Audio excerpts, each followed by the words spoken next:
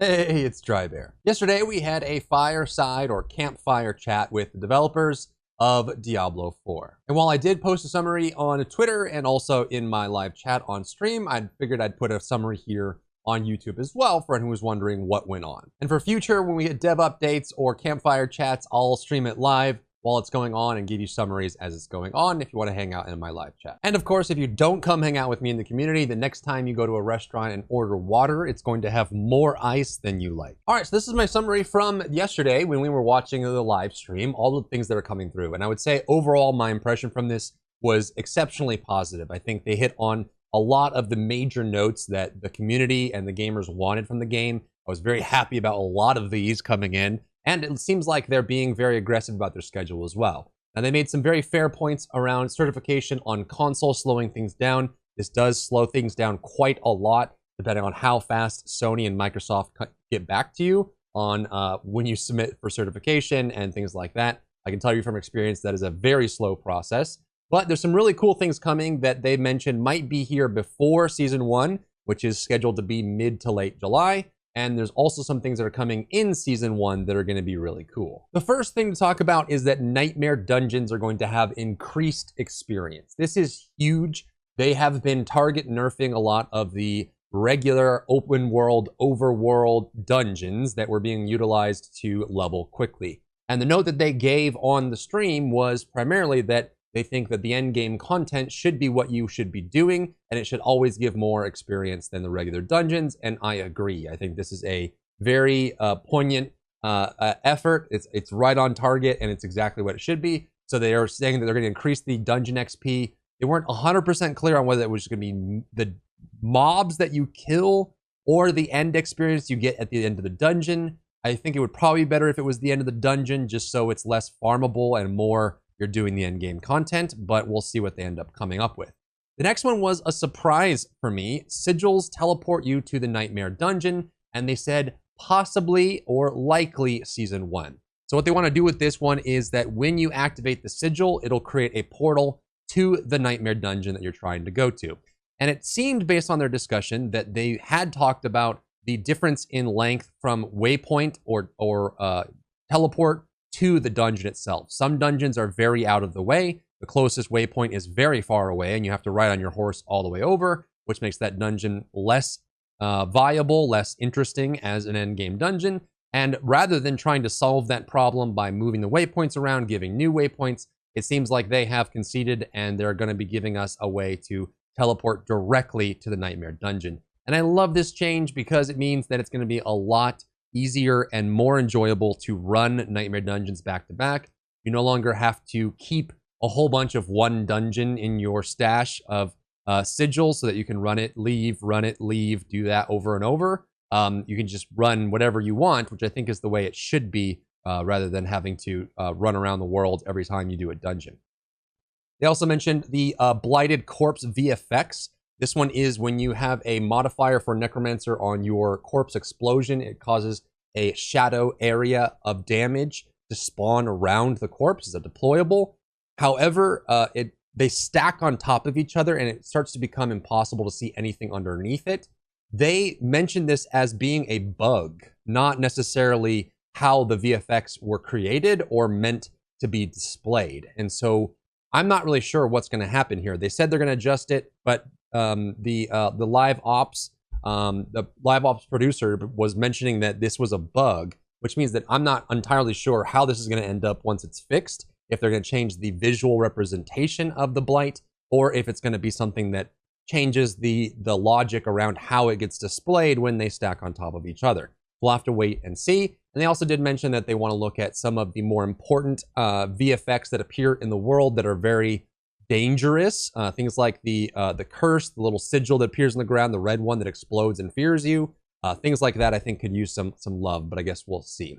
Then they went into a whole discussion around seasonal characters, and this one had to be revisited a few times because it seemed like every single person on the panel had a different understanding of how this was going to work. And so I did my best to put all of it together based on what I heard and reheard to give you an accurate representation of what they plan on for seasonal characters. The first thing they mentioned, but they didn't actually emphasize for some reason, which I thought was a big deal, is that seasonal characters can skip the campaign if you have completed it before. They brushed over this like it wasn't serious, but I think this is actually a big note for people in that if you complete the campaign once on the Eternal servers, when you go to seasonal, you won't have to do the campaign again. You can go straight into the adventure mode of Diablo 4 and go straight into just doing the map, which is pretty cool.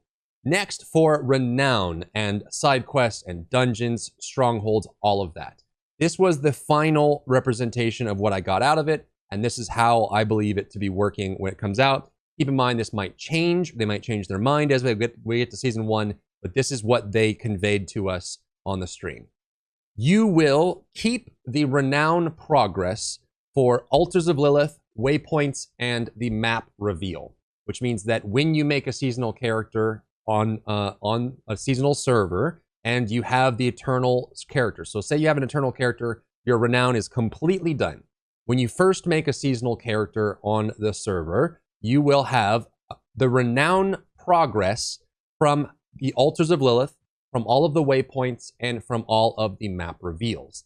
However, the Altars of Lilith will not be claimed, and the waypoints will not be activated. So what it'll be, if we look at this screen right here, you will have 54 out of 54 for Kyrgyzstan on areas discovered. All of the Altars of Lilith will give you credit, and all of the waypoints will give you credit. However, when you go to your map, you will not have the Altars of Lilith activated, and you will not have the waypoints activated. You will still have to go and collect every Altar of Lilith. You will still have to go and activate the waypoints, but the map will be fully revealed for you. All the fog of war will be dissipated based on how much progress you have on the Eternal servers, and the Altars of Lilith will be revealed to you as well. So when you start in Fractured Peaks and you're running around, you'll know exactly where the Altars of Lilith are. You'll know where the dungeons are. You'll know where the map layouts are. You'll know where the waypoints are. You'll just have to go and activate them. So this is a nice benefit because it means that you'll be able to get the initial points that are super valuable for leveling, which is potion capacity and skill points, but you will not have max obols or paragon points because the side dungeons, the strongholds, and the side quests will all be 0. You will have no progress for any of those, no matter how many dungeons you've done on the Eternal server, the seasonal servers. These 3 categories will be reset, and you'll have to go do those again, which means that the codex will also be reset for seasonal. So you'll start kind of like right here. You'll have the progress for these. You won't have to re-reveal the map, and you'll know where the points of interest are. You'll just have to go get them again, which I think is a fine compromise. This is way better than the full reset that we have right now, and what people were expecting for Season 1, because it's better than having to look at your other monitor, see where the Altar of Lilith is, set a waypoint, match up the terrain and the layout, go over there and grab it, and also where are the waypoints that you're looking for. All of that, I think, is better than just having a full reset, so you can just at least have the progress for that, and you'll have enough for the skill points, which will make the leveling process a lot more easy, and the map being revealed is going to be very easy as well. The next thing is that gems will be going into your material inventory. So in game where your materials go, if we jump in game and look here, all of the materials that go here, like angel breath, all of your ores, your plants, your herbs, your skins, all of this, there will just be another category, which is gems, and all of your gems will go in here. And then when you go to the gem vendor to craft a gem, it will just pull from your inventory. So they will no longer take up your inventory slots. So that is a big win for us. They also talked about increasing material caps, and they suggested that this might be coming before Season 1. So this means that the 10,000 cap you have on your angel breaths or whatever, your Helltide resources, you will be able to, they'll increase that. We don't know how much they're going to increase it, but they're just going to increase it, which is pretty cool. The next thing they talked about was resistances, and this one is very important to touch on. In the community, a lot of creators have been talking about resistances, how bad they are, how confusing they are, how they won't work. Listening to the game director, it does seem that our understanding of resistances is inaccurate. He seems to believe that the way that the community understands his resistances is not the way they work, and they are, there's more going on than just the numbers you see on the sheet. And the reason I think this is because they talked briefly about the negative effects of going up in difficulty. And I think what's happening is, just like in older Diablos, as you go up in higher world tier and higher nightmare, there is a flat negative reduction or negative penalty to resistances. And it seems like that system is a bit too much. And so when you go up in high difficulty, when you're world tier 4 and you're doing nightmare 50 plus, that negative is so intense that it's just kind of trumping everything and making armor more valuable. Whereas the resistance system itself may not need the adjustments that we think it does. It's actually this overlord system that's killing our resistance effectiveness behind the scenes with the representation that is there. So the impression they gave was long term, they want to look at resistances probably for season 2. I wouldn't expect anything to come for this in the short term. It's possible we get something, but maybe we just get this where they touch on maybe a lower negative impact on resistances or difficulty. And other than that, that's going to be where we're at. Exploring disconnect protection for hardcore. There is an item in hardcore you can get called the Scroll of Escape. If you've never played hardcore, it is a rare drop that you can utilize. You activate it and it ports you directly to town. So it's this kind of like rare consumable. You activate it and you can get out of trouble if you need to.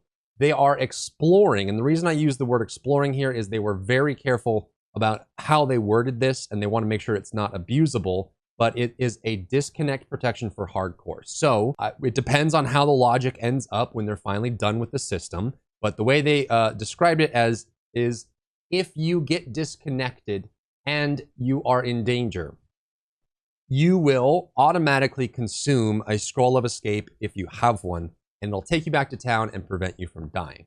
So in the event like, Quinn's death, if you watched his stream where he logged out, he, closed the game and restarted it, and he died during the loading screen, this would probably protect him from that. Though that seemed like more of a bug where you could just die during a loading screen. And they said they are investigating bugs for hardcore.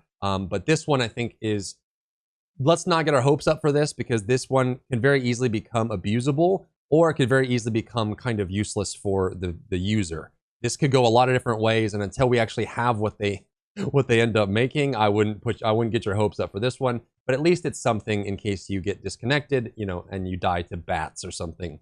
That would be something to worry about.